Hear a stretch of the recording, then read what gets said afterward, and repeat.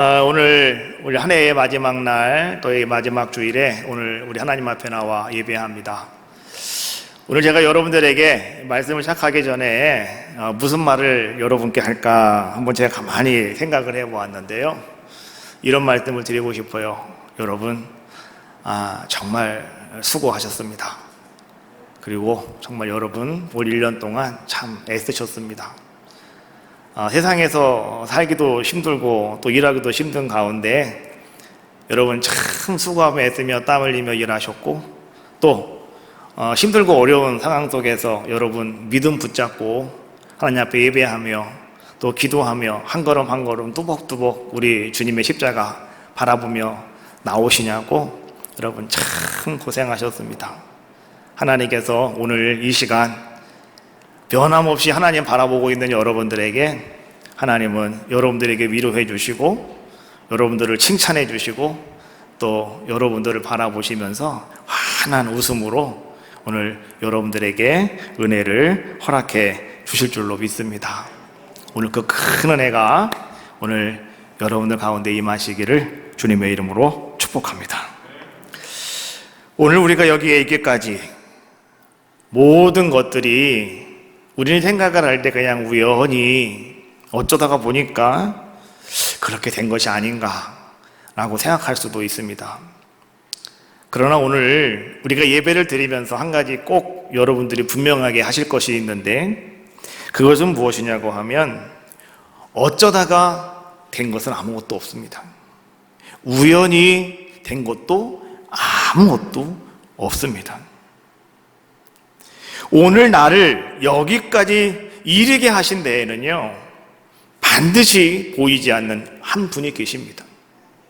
우리는 내 눈엔 보이지 않지만 내 뒤에서 나를 꽉 붙잡으시고 나를 여기까지 인도하신, 나를 여기까지 끌고 오신 그 한 분이 분명히 있다라고 하는 사실을 우리는 아셔야 됩니다. 그분이 누구실까요? 바로 그분은 하나님이십니다. 할렐루야. 그 하나님이 여러분들을 붙잡아 주셨고, 그 하나님이 여러분들 여기까지 인도해 주셨고, 그 하나님이 여러분들을 통해서 영광 받아 주실 줄로 믿습니다.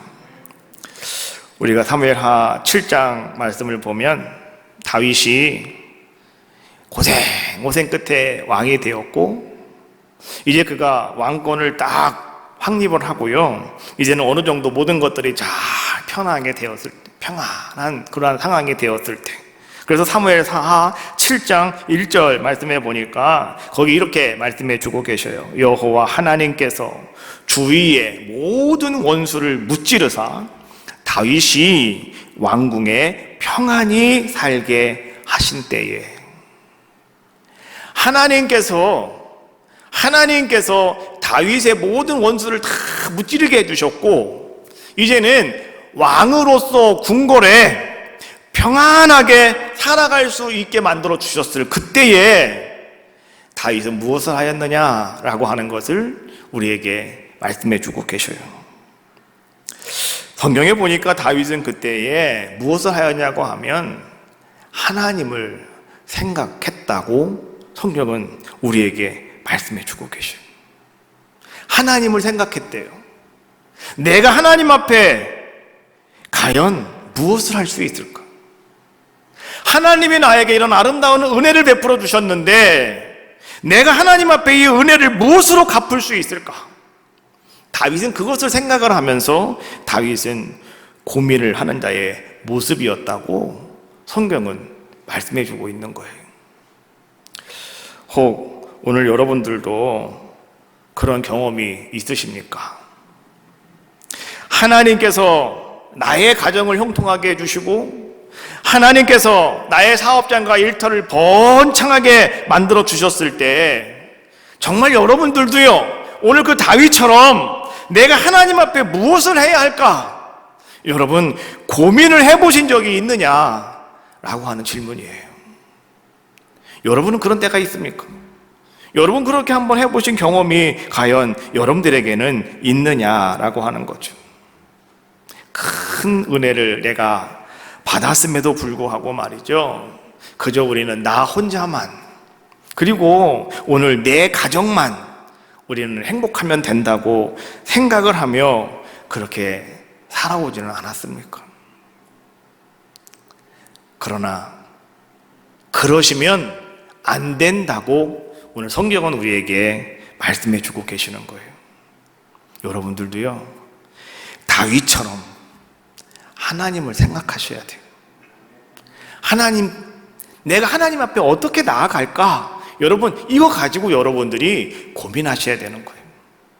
그것이 우리가 매 주일 맞이하는 주일을 맞이하는 우리들의 모습입니다.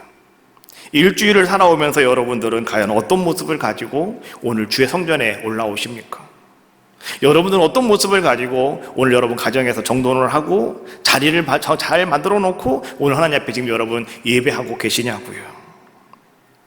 다윗처럼 오늘 여러분들도 말이죠, 내가 어떻게 하나님께 나아갈 수가 있을까? 내가 어떻게 하나님을 기쁘시게 할 수 있을까? 내가 어떻게 하면 하나님이 나를 통해서 영광 받으실 수가 있을까? 여러분, 이런 고민을 우리가 하셔야 된다라고 하는 거예요.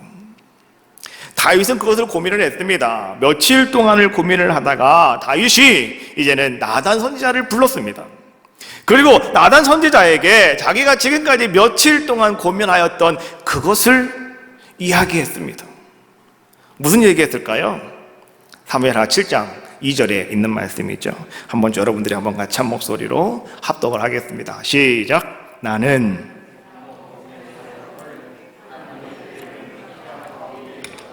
오늘 다윗이 하는 얘기를 잘 보세요. 나는 백향목 궁에 살고 있고 하나님의 궤는 휘장 가운데 있다. 오늘 다윗은 말이죠. 자, 여러분, 이게 무슨 말씀이었을까요? 우리는 뭐 성경 말씀을 알고 있기 때문에 무슨 말이구나 우리는 알지만, 그러나 오늘 다윗이 그렇게 고민하고 있는 그것을 나단 선지자는요, 이 말 한마디에 착 알아들었습니다. 그래서 그 다음 절 말씀해 보니까 나단 선지자가 뭐라고 얘기합니까? 왕이시여 마음에 행한 일을 행하십시오 라고 이렇게 이야기해요. 하나님께서는 오늘 다윗이 내가 하나님이 거하실 수 있는 하나님의 집을 내가 건축해야 되겠습니다 라고 하는 것을 고백하는 그 고백을, 그 마음을 하나님은 받아주셨습니다. 하나님이 다윗 왕을 세우실 때 여러분 유명한 거 한 가지가 있죠. 하나님은 더 이상은 사람의 얼굴 보고 세우지 않았어요. 외적인 모습 바라보고 하나님은 왕을 세우지 않으셨어요. 다윗 왕을 세울 때부터 하나님은 철저하게 따지신 것이 뭐냐고 하면 나는 마음의 중심을 보느니라. 그래서 하나님은 그때부터요 중심을 바라보시고 하나님은 사람을 세우시고 하나님은 그 사람을 이끌어 가시는 아름다운 일을 이루어 주시는 것을 볼 수가 있잖아요. 그래서 하나님은요 이제 그 다윗의 마음의 중심을 받아주셨다. 그래서 오늘 다윗에게 말이죠 이제 말씀하십니다. 그래, 네가 성전을 건축하는 것, 내가 거할 수 있는 집을 짓는 것, 내가 그거 다 받은 거로 할게.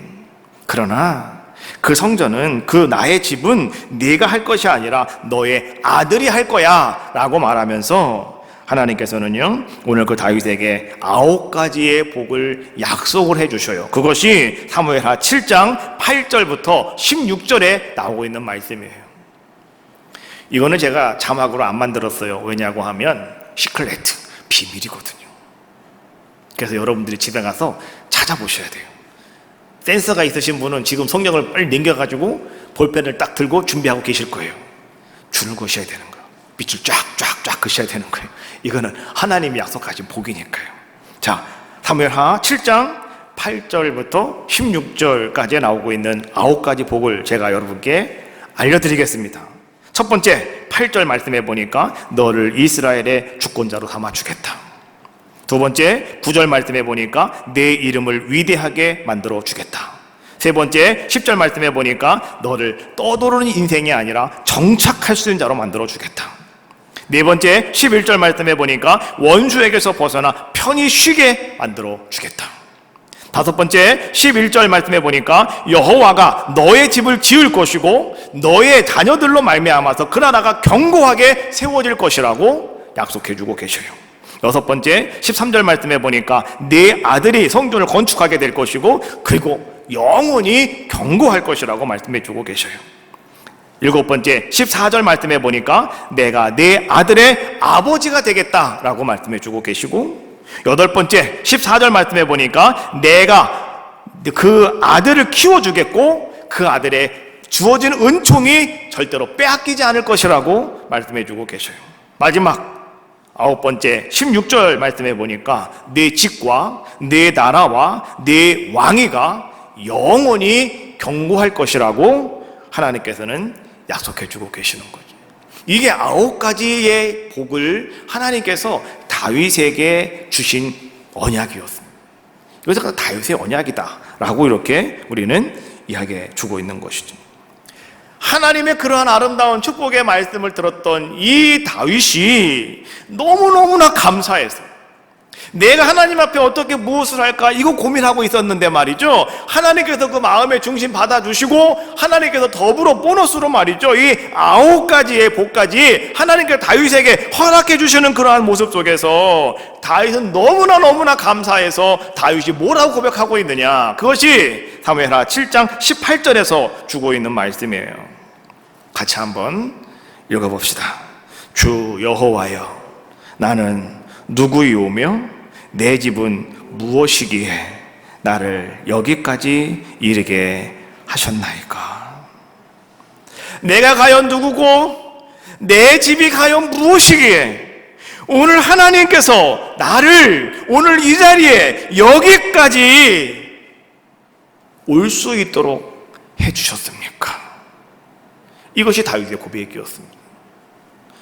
자, 여러분, 다윗은 지금 무엇을 고백하고 있냐고 하면, 내가 지금 여기까지 이르게 하신 분은요, 내 능력도 아니고 내 지식도 아니고 내 권력도 아니고 그것은 바로 하나님이셨습니다 고백하는 다윗의 고백인 줄로 믿어요.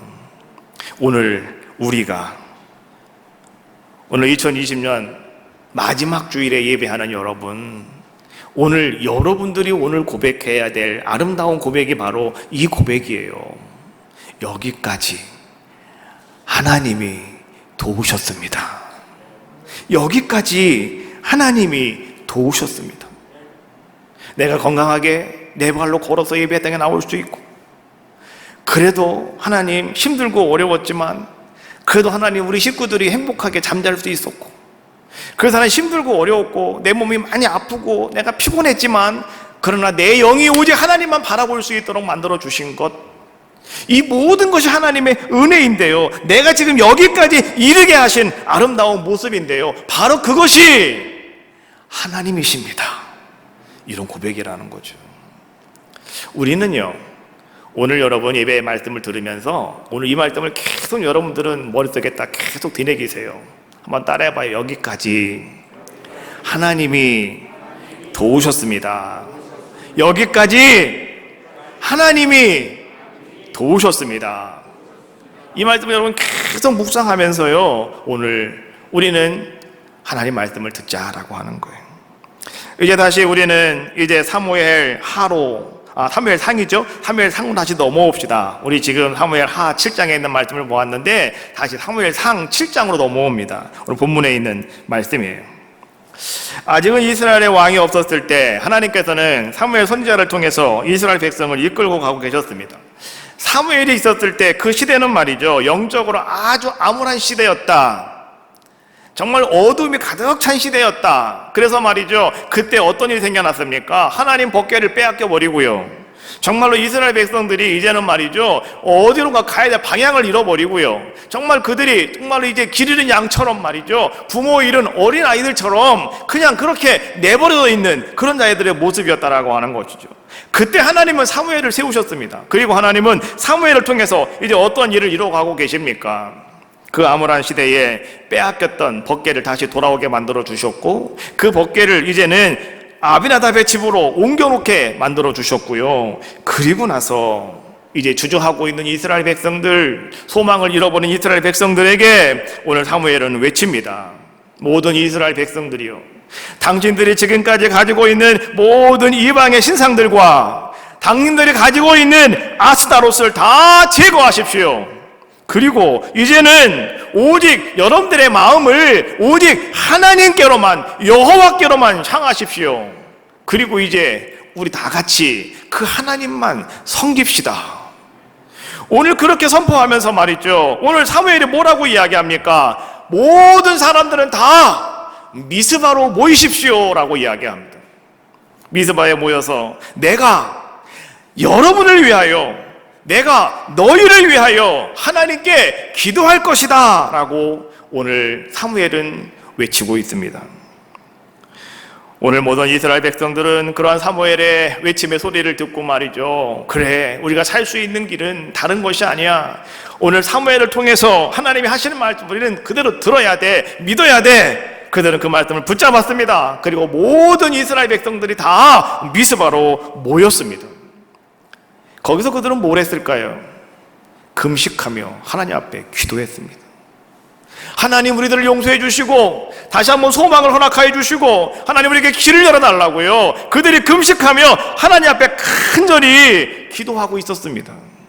그런데요, 여러분, 우리가 하나님만을 바라보고 하나님만을 의지할 때 이 세상은 악한 불순종의 영들이 쫙 휘어잡고 있기 때문에 내가 하나님만을 바라보고 믿고 의지하려고 한다면 그때는 반드시 악한 영의 역사가 있습니다. 마찬가지였어요. 이스라엘 백성이 다 미스바에 모여서 금식하며 기도하며 오직 하나님만을 바라보고 있을 때 그들에게도요, 큰 위기가 다가왔습니다. 그것이 뭐였느냐고 하면 블레셋이 침공하였다라고 하는 거예요. 블레셋 사람들이 말이죠, 이스라엘 백성이 미스바에 모여있다고 하는 이야기를 듣고 큰 대군을 이끌고 지금 쳐들어왔다는 거예요. 이스라엘 백성들은 지금 싸울 수도 없어요. 칼도 없고 창도 없고 아무것도 없어요. 그들은 지금 기도하려고 지금 미스바에 모여있는데 어떻게 하겠습니까? 다시 말하면 그 상황이 어떤 상황이었냐고 하면 절체절명의 위기 상황이었다라고 하는 것이죠. 오늘 우리는 이 말씀을 잘 여러분들이 받아들이셔야 됩니다. 여러분도 마찬가지예요. 개인적으로 내가 하나님만을 바라보고 내가 믿음으로 결단할 때 반드시 여러분들에게도 이런 절체절명의 위기 상황이 여러분들에게 찾아온다, 이런 얘기예요. 그때 사무엘은 어떻게 했습니까? 성경 말씀에 보니까 사무엘상 7장 9절 말씀에 이렇게 말씀해 주고 있어요. 사무엘이 젖먹는 어린 양 하나를 가져다가 온전한 번제를 여호와께 드리고 이스라엘을 위하여 여호와께 부르짖음에 여호와께서 응답하셨더라. 할렐루야. 오늘 사무엘은 무엇을 하였느냐? 그러한 절체절명의 위기 상황 속에서요, 그런 사람들에게 야, 빨리 싸울 준비해라 이렇게 하는 것이 아니라 그는 어린 양 하나를 갖다가, 젖먹는 어린 양 하나를 가져다가 온전한 번제를 여호와께 드렸다라고 말씀해 주고 계셔요. 그리고 그는 하나님께 기도하였다라고 말씀해 주고 계시는 거예요. 위기 상황에서 사무엘은 다른 방법을 찾지 않았다. 사무엘은 어떻게 하였느냐? 오직 사무엘은요, 하나님이 원하시는 방법대로 나갔다. 그것은 무엇이었습니까? 온전한 번제를 여호와께 드렸다. 이것은 다른 말로 말하면 신령과 진정으로 하나님 앞에 모든 것 다 맡겨놓고요, 예배하였다, 이런 얘기예요. 내가 하나님 의지할 분 하나님밖에 없습니다 고백하면서요, 내 하나님 앞에 힘을 다해서 내가 예배하는 자의 모습을 보여주고 있는 거 아니겠습니까? 그리고 나서 하나님께 부르짖었다고 말씀해주고 계시는 거예요. 그랬더니 어떤 일이 일어났습니까? 사무엘상 7장 10절 말씀, 사무엘이 번제를 드릴 때에 블레셋 사람들이 이스라엘과 싸우려고 가까이 오매 그날에 여호와께서 블레셋 사람에게 큰 우레를 발하여 그들을 어지럽게 하시니 그들이 이스라엘 앞에 패한지라. 자, 여러분, 우리는 말이죠, 이런 말씀을 여러분들이 읽으면서 말이죠, 아, 그때는 그렇게 했구나, 그때는 그랬구나, 여기서 끝나시면 안 되고요. 오늘 이 말씀이 여러분들에게 이 말씀이 살아 움직이는 말씀이 되시기를 주님의 이름으로 축복합니다. 오늘 여러분들도 똑같이 절체절명의 위기 속에서 내가 어떤 방법을 사용할 것이냐, 오늘 사무엘이 우리에게 그 모습을 보여주고 있다면 여러분도 따라가시면 되는 거예요. 따라하시면 되는 거예요. 어떻게 했다고요? 사무엘은요, 온전한 예배를 하나님께 드렸대요.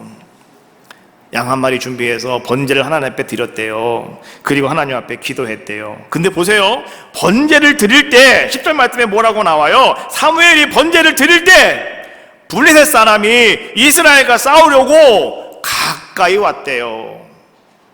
무슨 말일까요? 어떤 상황인가요?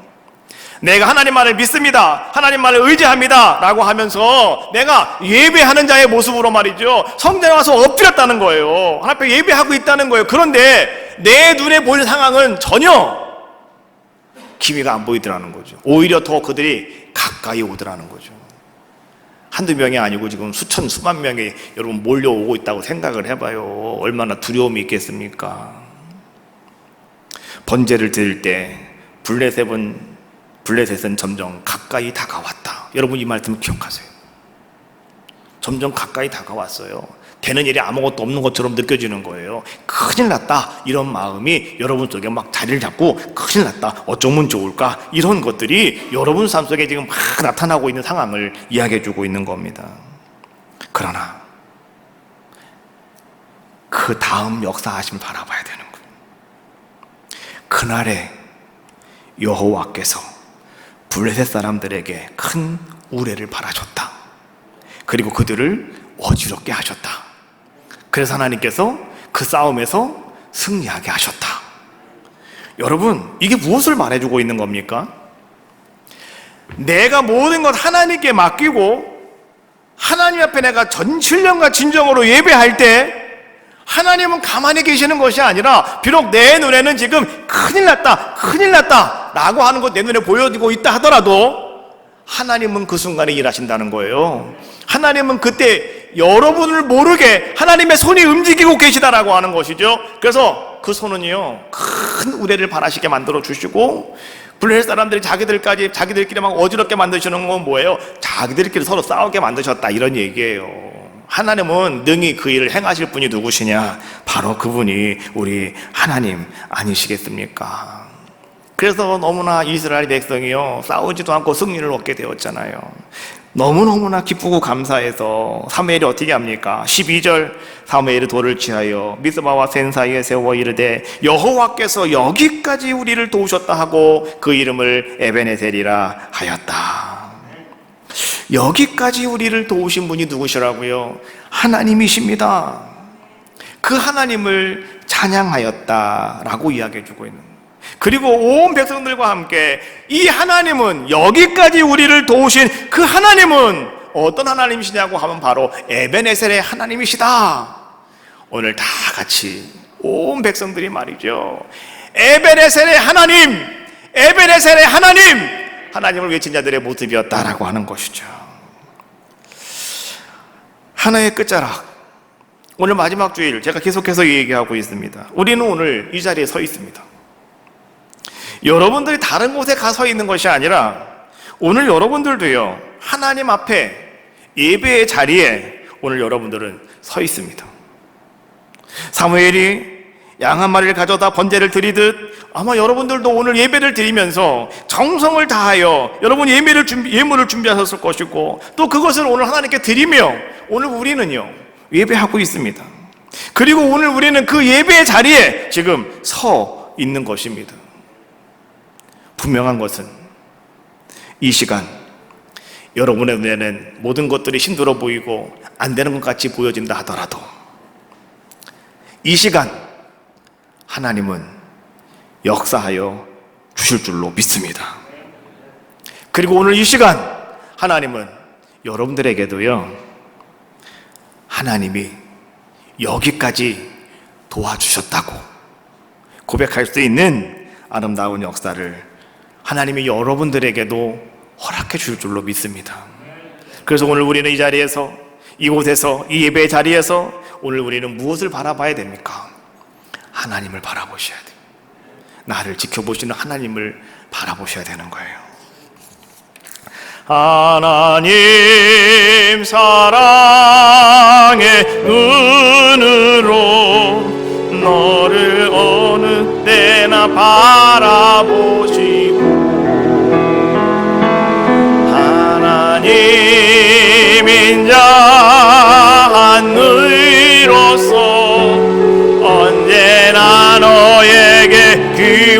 기울이시니 어두움에 밝은 빛을 비춰주시고 너의 작은 신음에도 응답하시니 너는 어느 곳에 있든지 주를 향하고 주만 바라보.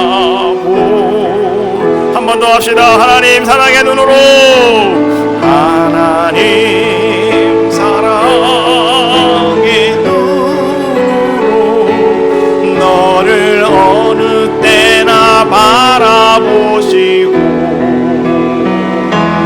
하나님 인자한 귀로서 언제나 너에게 기울이시니 어두움에 밝은 빛을 비춰주시고 너의 작은 신음에도 응답하시니 너는 어느 곳에 있든지 주를 향하고 주만 바라볼지라. 주만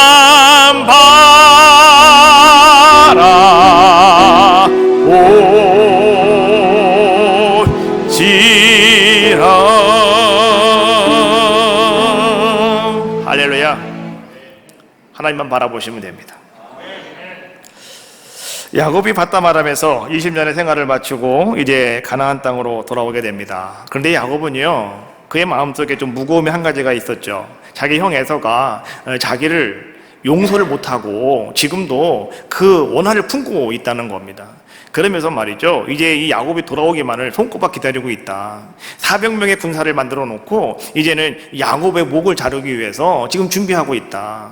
그래서 야곱이가 집으로 돌아가고 있는데 그럴 때 저 앞에 형이 지금 오고 있다고 하는 이야기를 접하게 되는 것이죠. 그래서 야곱은 말이죠, 형을 만나기가 무척이나 두려웠습니다. 무척이나 정말 그는요, 참 이제 암울함 속에 빠질 수밖에 없는 자의 모습이었습니다. 약복강을 건너가야 되는데 야곱은 그 약복강을 건너갈 수가 없습니다. 그래서 가축 다 들려보내고요, 그 다음에 자기 식구들 다 이제 건너보내고요, 자기만 홀로 그 약복강에 남아가지고요, 정말 그는 그 길을 못 건너가고요, 거기서 그는 하나님 앞에 엎드려 기도하는 가운데 오늘 성경은 뭐라고 표현해주고 있냐고 하면 천사와 씨름하였다라고 이렇게 이야기합니다. 그러면 야곱이가 천사와 씨름하면서 오늘 야곱이가 가졌던 한 가지 목표가 무엇이었냐고 하면 형에게서 나를 좀 살려주세요. 하나님, 나 좀 살려주세요. 이것이 야곱이가 가지고 있는 그의 간구함이었습니다. 그의 기도였다라고 하는 거예요. 오늘 야곱은요, 그 천사와의 씨름에서 만신창이가 되었지만은 그러나 하나님과 싸워 이겼다라고 하는 이스라엘이라고 하는 이름을 그는 새로 받게 되어지고 이제 야곱은 새로운 인생이 되어서 이제는 약복강을 건너 형을 만나게 되고 이제 형이 용서해주고 같이 화해함으로 말미암아서 이제 형과 함께 돌아가자라고 하는 형의 말에 야곱은 형님 먼저 가세요. 제가 금방 갈게요. 하고 야곱은 숫곳이라고 하는 곳에 머물게 되었다라고 성경은 이야기해주고 있어요. 하나님께서는 오늘 그 밧담 아람에 살고 있는 야곱에게 야곱아, 베델로 올라가라. 그곳에 올라가서 너는 제단을 쌓으라. 하나님은 말씀해 주셨는데, 그래서 야곱이가 이제 베델로 올라가기 위해서 약복강을 건너갔는데요, 하나님께서 이스라엘로 바꿔주시면서 이름 바꿔주시면서 형과의 모든 문제가 싹 해결되어져 버리고 마니까 오늘 야곱은 베델로 올라가는 일을 서두를 필요가 없었습니다. 굳이 그거를 빨리 할 필요가 없었다, 이런 얘기죠. 그래서 그는 내가 야곱에 꼭 가야 되는 건가? 내가 베델로 꼭 올라가야 되는 것인가? 여기에 대한 필요성을 야곱은 잃어버리고 말았다는 것이죠. 그래서 창세기 33장 17절 말씀에 이렇게 말씀해 주고 있어요. 야곱은 숫곳에 이르렀다. 자기를 위하여 집을 짓고 그의 가축을 위하여 우릿간을 지었다. 그래서 그 땅 이름을 숫곳이라고 불렀다. 야곱이 자리 잡은 곳은 숫곳이라고 하는 곳이었는데 그 숫곳이라고 하는 것은 저 이스라엘 땅에 어떤 지명을 얘기하는 것입니다, 분명히. 그런데 그 숫곳이라고 하는 말의 의미가 무엇이냐? 이렇게 말씀해 주고 있어요. 자기를 위하여 집을 짓고 자기 가축을 위해서 우리간을 지은 곳. 그래서 그곳 이름을 숫곳이라고 불렀다. 하나님께서 우리에게 아름다운 은혜를 베풀어 주셔서 여러분들이 지금 고민하고 있는 모든 문제가 해결되었을 때, 그때 여러분들이 말이죠, 하나님과의 약속하신 곳으로 가지 아니하고 하나님 앞으로 나가지 아니하고 오늘 여러분들이 나를 위하여 먼저 집을 짓고 그 다음에 여러분의 재물을 위해서 뭔가 창고를 짓고 있다고 한다면 그것이 오늘 여러분들이 살고 있는 숫곳이라는 겁니다. 오늘 쌍둥이에 살고 있지만 여러분들은요, 성경에 숫곳이라고 하는 곳에 살아가고 있는 존재다라고 하는 사실을 우리는 아셔야 되는 거예요. 18절 말씀해 보니까 야곱이 바담 아람에서부터 평안히 가나안 땅 세검 성읍에 이르러 그 성읍 앞에 장막을 쳤다라고 말씀해 주고 있어요. 바담 아람으로부터 20년 만에 자기가 집으로 돌아온 거예요, 이제는. 그래서 이제는 모든 두점이 사라졌고 모든 문제가 다 해결되었다. 그래서 평안함을 얻는 자의 모습이 되었다, 이런 얘기죠. 그러면 바담 아람으로부터 이제 평안히 가나안 땅에 도착을 하였다고 한다면 야곱이 해야 할 일은 과연 무엇이었을까요? 우리는 아까 제가 처음에 다윗의 이야기를 보았죠. 다윗이 왕으로서 왕궁에서 평안하게 거하게 되었을 때에 라고 말씀해 주고 있잖아요. 그는 고민했다고요. 하나님을 생각했다고요. 근데 지금 이 야곱은 그 평안하게 되었을 때 그는 자기 집을 줬고요. 그는 자기 짐승들을 위해서 우리간을 줬대요. 뭔가 좀 차이가 나는 그러한 모습이었다라고 하는 것이죠. 그렇다고 한다면 지금 야곱이 오늘 평안히 가나안 땅에 돌아왔다면 과연 무엇을 해야 됐을까요? 야곱도 하나님을 생각하며 또 하나님과 약속한 것이 있으면 그것을 되새겨보는 그런 자의 모습이 되어야 되지 않겠습니까? 우리는 알고 있잖아요. 야곱이 20년 전 그가 자기 집을 떠나서 이제는 그 하나님 땅으로 갈 때 하나님 만났던 곳이 있었지 않았습니까? 베델이라고 하는 곳에 하나님 만났어요. 창세기 28장에서 나오고 있는데 거기 20절 말씀해 보니까 그 베델에서 하나님 만난 야곱이 하는 말, 하나님이 나와 함께 계셔서 내가 가는 이 길에서 나를 지켜주시고 먹을 떡과 입을 옷을 주시어서, 하나님이 나에게 그렇게 해주신다면, 야곱이가 뭐라고 얘기합니까? 28장 21절, 내가 평안히 아버지의 집으로 돌아오게 하시면, 평안히 아버지 집으로 돌아오게 하시면, 그는 뭐라고 그래요? 첫 번째, 여호와가 나의 하나님이 될 것이며, 두 번째 22절, 내가 기둥으로 세운 이 돌이 하나님의 집이 될 것이며 하나님께서 내게 주신 모든 것에서 10분의 1을 내가 반드시 하나님께 드리겠나이다. 야곱이가 한 얘기예요. 몇 년 전에요? 20년 전에. 거기서 중요한 것은 뭐냐고 하면 평안히 아버지의 집으로 돌아오면. 그런데 오늘 창세기 33장 18절 말씀에 보니까 야곱이 바담 아람으로부터 평안히 가나안 땅에 돌아왔다라고 말씀해 주고 있잖아요. 그럼 야곱은 뭘 해야 됩니까? 자기가 하나님께 약속했던 것들을 기억해내야죠. 그리고 오늘 야곱은 어떻게 되는 겁니까? 이제는 베델로 빨리 올라가야죠. 하나님도 첫 번째로 베델로 올라가라고 말씀해 주고 계셨잖아요.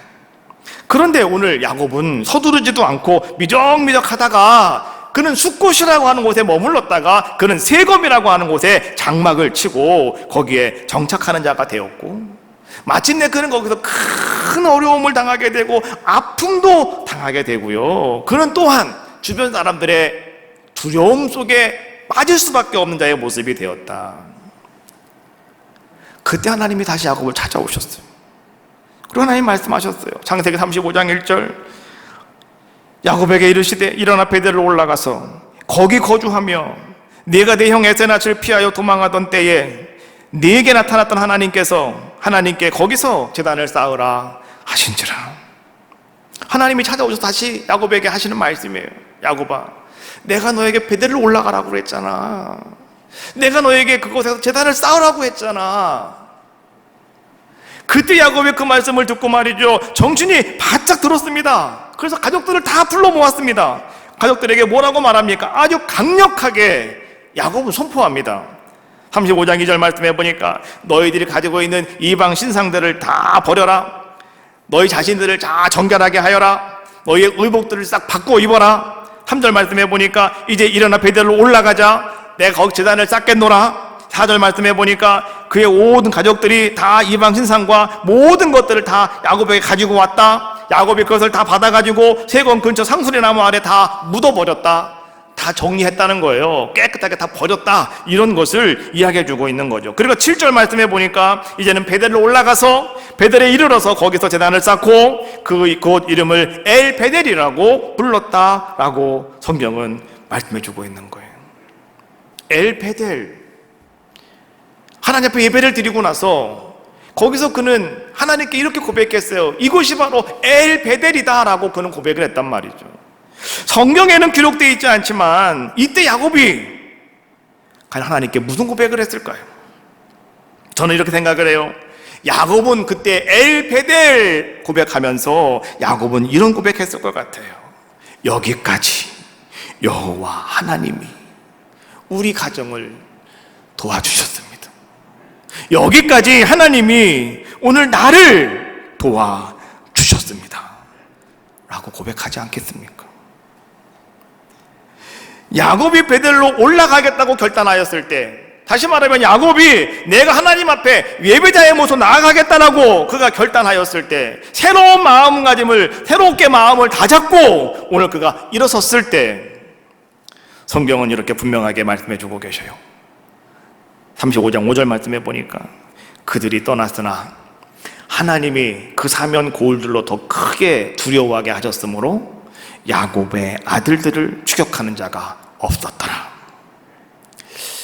여러분, 야곱이가 지금 두려움 속에 쌓여 있었고 가다가 죽으면 어쩌나 이런 많은 고민들이 있었는데, 내가 하나님께 예배할러 나는 베델로 올라갈 거야 마음을 다잡고 그가 벌떡 일어나서 베델을 향해서 올라갈 때 하나님은 어떻게 역사해 주셨느냐고 하면 그 주변 마을들의 사람들에게 다 하나님의 두려움을 다 갖게 만들어 주셔서 그 누구도 야곱의 식구들이 가는 길을 막지 못했다, 이런 얘기예요.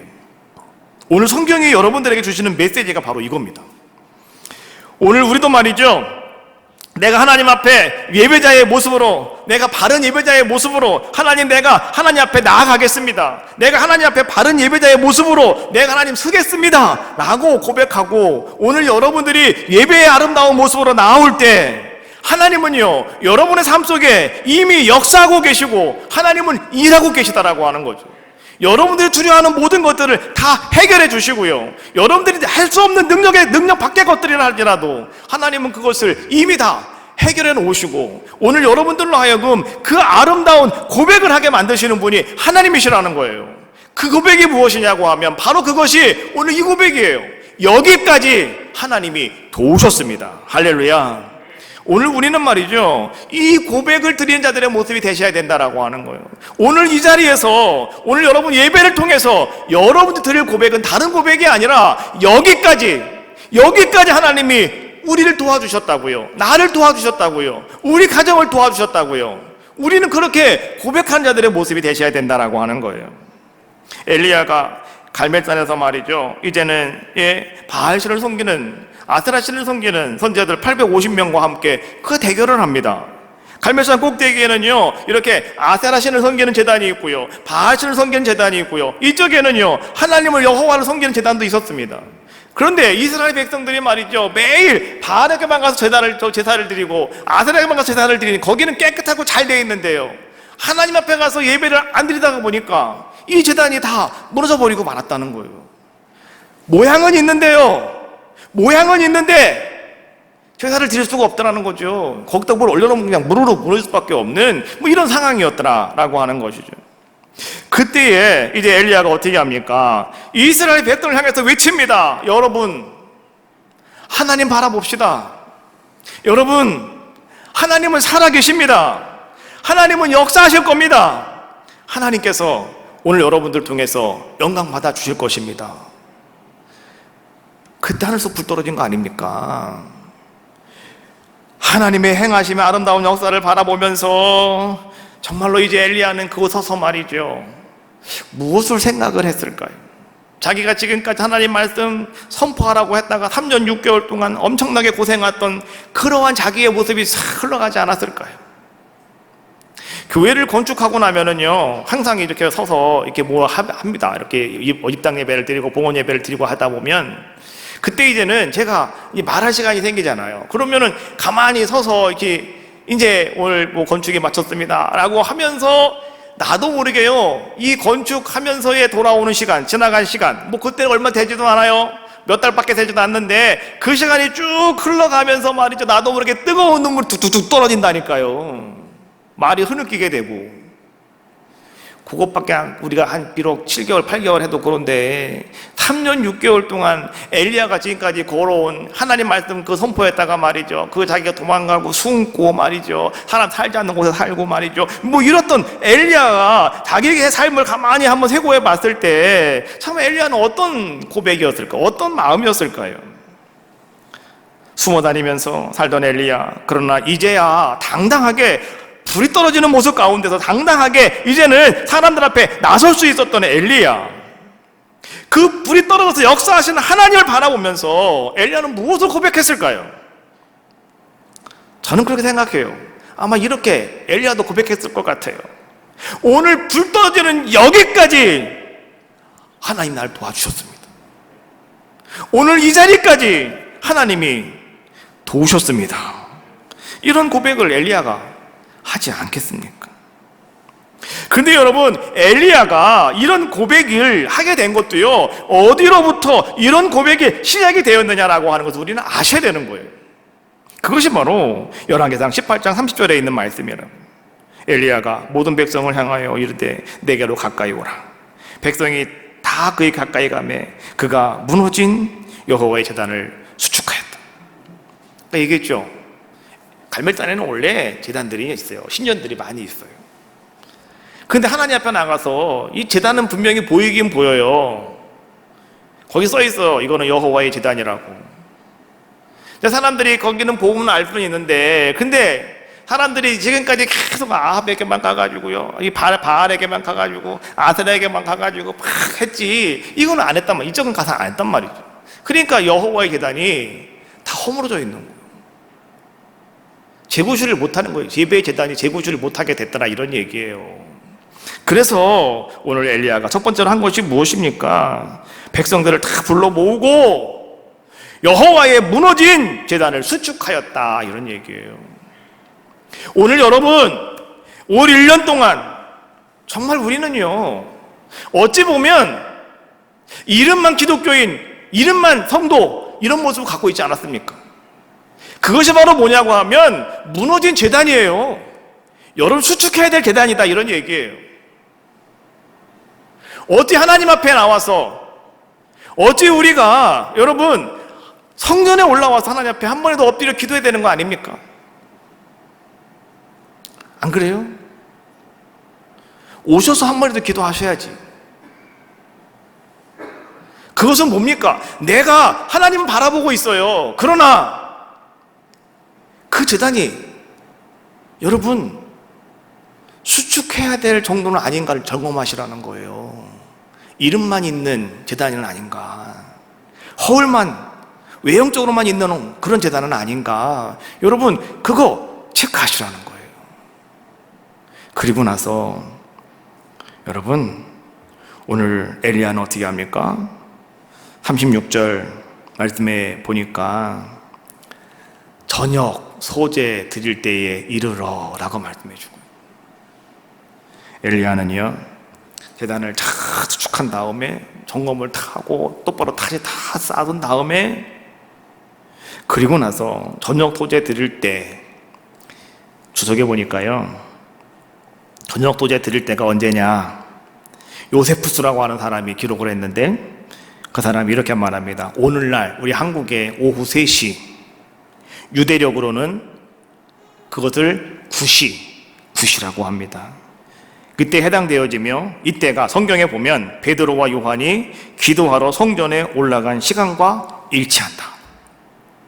이게 저녁 소제 드릴 때예요. 제 9시 기도 시간에 이런 얘기예요. 그때 엘리야가 그 제단에 손을 높이 들고 하나님 앞에 하나님이 하나님이신 것과 내가 하나님의 종인 것과 오늘 이스라엘 백성들이 다 하나님 백성인 것을 오늘 여기 있는 모든 사람들이 알게 해달라고 엘리야가 기도했을 때 하나님은 위로부터 불을 내려 주신 줄로 믿습니다. 오늘 2020년 마지막 주일에 여러분 신령과 진정으로 예배하는 에덴교회 성도 여러분, 오늘 예배를 통해서 오늘 여러분들의 입술을 통해서 하나님은 이런 고백이 나오기를 원하고 계신 거예요. 여기까지 하나님이 도우셨습니다. 내가 서 있는 여기까지 하나님이 도와주셨습니다. 여러분, 이 아름다운 고백으로 여러분들은 이제 여러분들의 아름다운 예배의 자리가 다시 회복되어지시기를 바라겠고요. 그 회복되어짐 속에서 이제 하나님이 여러분들을 붙잡아 주시고 하나님을 경험하게 하시고 하나님이 주시는 놀라운 은혜의 삶을 살아가는 귀한 한 성도 한 성도가 다 되어지시기를 주님의 이름으로 축복합니다. 에베네셀의 하나님, 에베네셀의 복은 여러분 여기까지 하나님이 도우셨습니다. 이 고백하는 사람이에요. 오늘 여러분들에게요 그런 큰 은혜가 임하시기를 주님의 이름으로 축복합니다. 내 평생에 주의 이름 높이며 찬양하시고요 통성으로 기도하겠습니다.